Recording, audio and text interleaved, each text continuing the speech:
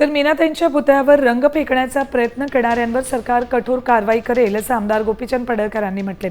तर सरकार आरोपींना धडा शिकवणार असं भाजप प्रवक्ते नवनाथ बन यांनी म्हटले।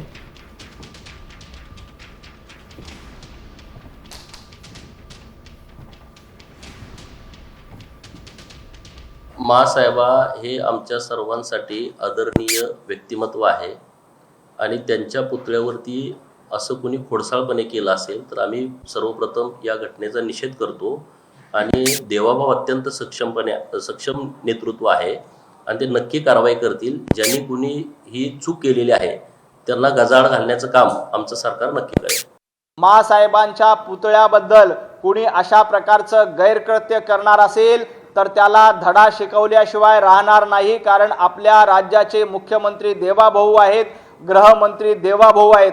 जो कोणी समाजकंटक अशा पद्धतीनं मासाहेबांच्या पुतळ्याची अशा पद्धतीची विटंबना करणार असेल तर त्याला निश्चितपणे गजाआड करण्याचं काम देवाभाऊ करतील। इथले पोलीस तपास करून चौकशी करून त्याबद्दल नक्कीच कारवाई करतील।